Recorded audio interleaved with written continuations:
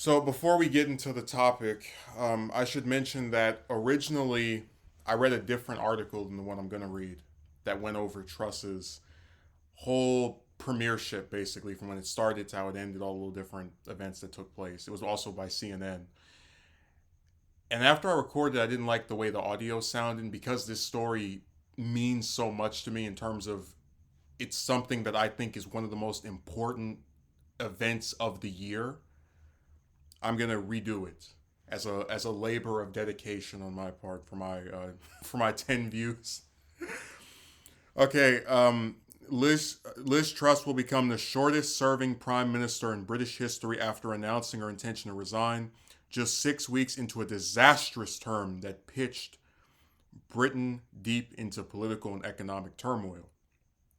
Truss said Thursday that she would step aside for a new leader to be chosen within the next week after a growing number of her own Conservative Party lawmakers said they could not support her any longer.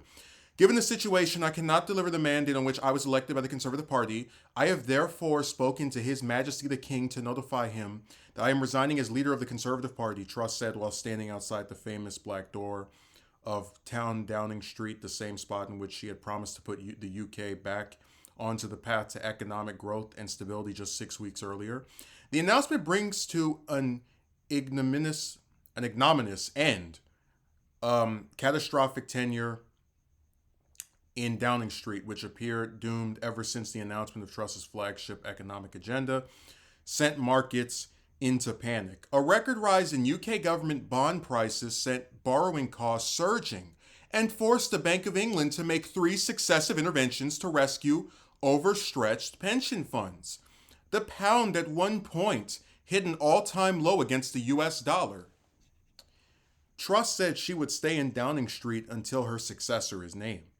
Graham Brady, who chairs the 1922 committee, which represents rank and file Conservative members of Parliament, said Thursday that the new party leader and therefore Prime Minister should be in place before the end of October.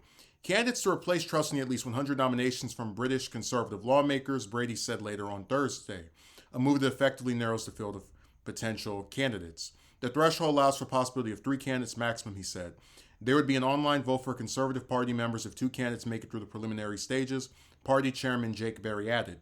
If only one candidate emerges, there could be a new party leader and prime minister by Monday, Brady said.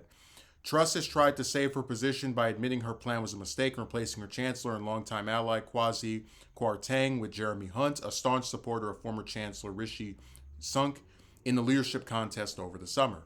In the end, even that wasn't enough. On Wednesday, Truss lost another top official when Home Secretary Sulla Braverman dramatically quit just a few weeks into the job, using her letter of resignation to launch a blistering attack on the Prime Minister's leadership. The business of government relies upon people accepting responsibility for their mistakes, pretending we haven't made mistakes, carrying on as if everyone can't see that we have made them, and hoping that things will magically come right is not serious politics, Braverman wrote in a critique of Truss's numerous U-turns on taxes and public spending. Making a bad day even worse, chaotic scenes unfolded in the UK Parliament on Wednesday evening during a vote on whether to ban controversial fracking for shale gas. Lawmakers reported that aides for Truss had manhandled MPs into the voting lobby to force them to vote against the ban proposed by the opposition Labour Party. Politicians in the lobby tweeted eyewitness accounts alleging that MPs were being physically dragged to vote in the government lobby, amid angry scenes of shouting and altercation. Leader of the House of Commons, Penny Mordaunt, who stepped in for Truss during a difficult parliamentary debate earlier this week and also stood in the leadership contest over the summer, will likely be in the running. Sunak, who was Truss's biggest rival in that contest, is another possible candidate. Meanwhile, allies of Boris Johnson, Truss's predecessor in number 10, made it clear on Thursday that they think the former prime minister will stand in the leadership contest, according to two sources who worked on Johnson's 2019 leadership campaign. Newly appointed Home Secretary Grant Shapps and Kemi Benak, who came fourth in the last leadership contest, could also stand. Truss announced her decision to leave on day 45 of her tenure. George Canning previously held the record for the shortest term in Downing Street, having served 119 days until his death in 1827. Her move ensures a fresh power surge in the ruling Conservative Party, which was hemorrhaged public support for the past year and has now overthrown Boris Johnson and Truss in the space of a few months. The new prime minister will be the third since the last general election in December 2019 and the fifth since the Conservatives came into power in 2010. Earlier this year, Truss's predecessor Johnson narrowly survived a confidence vote in his leadership, but he resigned weeks later when dozens of ministers and members of the government quit, citing a lack of confidence in his government. Truss was elected the Conservative Party leader in early September. The September 6 audience, during which Queen Elizabeth II officially appointed Truss as the new prime minister, the 15th of her reign, was one of the last duties carried out by the monarch before her death on September 8th. The new prime minister, whomever they may be, will become the first one to be appointed by King Charles III. Keir Starmer, the leader of the opposition Labour Party, which is enjoying a huge lead in opinion polls, on Thursday repeated his calls for an early general election. After 12 years of Tory failure, the British people deserve so much better than this revolving door of chaos, the opposition leader said in the statement posted on Twitter. The Tories cannot respond to their latest shambles by yet again simply clicking their fingers and shuffling the people at the top without the consent of the British people, he added. Scottish First Minister Nicola Sturgeon also called for an early vote. Okay, so this article does mention some of the stuff that the other one did. Now, I am not a person who is what I would call very knowledgeable of UK politics. I know some basic details, Brexit, for example. But I wouldn't call myself that knowledgeable. But even someone as ignorant of the politics over there as I am can acknowledge the significance of a prime minister stepping down after less than 2 months. Now, if I'm going off of my memory, Theresa May was in office for 3 years. Boris Johnson was 3 years. What was that? David Cameron, the one before May? He was there for 6 years. So pretty much every modern prime minister, and they have to mention, a much older one, has served an aggregate of several years before stepping down. So what's really interesting is I remember Johnson coming into power, have a little bit of memories of, because I went back and watched some Theresa May stuff, but the general theme was that, they're going to come and they're going to change things and make it better. Stuff that is currently not going well, they're going to lead Britain to, some new prosperity. And it seems like with both Johnson and May, there was this several year descent into just the gutter. But in the case of Truss, it was like lightning speed in terms of the descent. I mean, she puts out this economic plan, gets rid of her finance minister, and then appoints somebody else, and then that person throws out the plan that she had with his predecessor.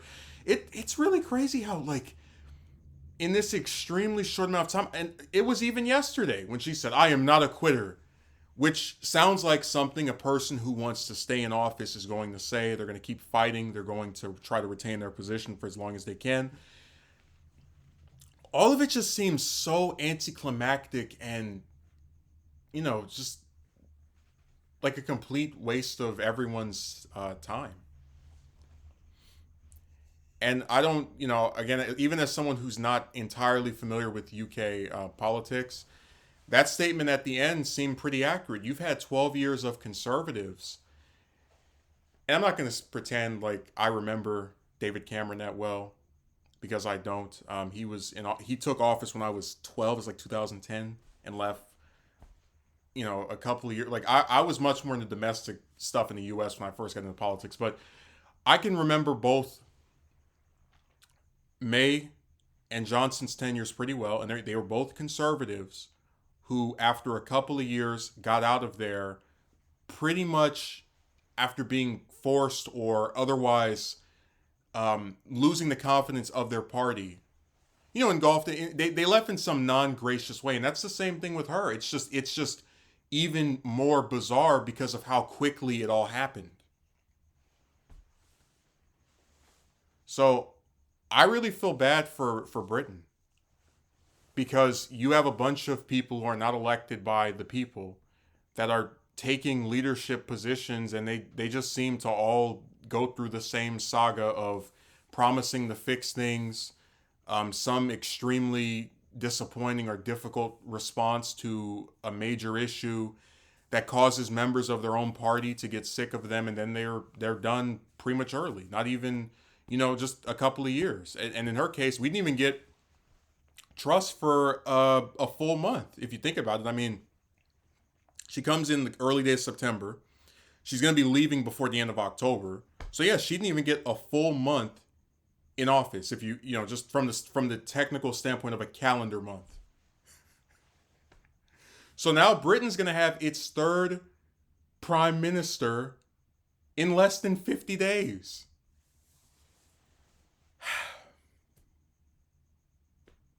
This is a really interesting story about inter-party issues destroying, someone at the top. A person at the top exercising leadership that is considered either inconsistent or insufficient. Getting rid of the secretary and then replacing with somebody else, and having one of her secretaries step down. What was that, yesterday? And then put out this blistering statement. It's so interesting how stuff like this will get ignored by a lot of people, but I truly believe this is one of the most important stories of the year, simply for the fact that in modern United Kingdom history, you haven't had a prime minister just descend into the pit of despair in such a short amount of time.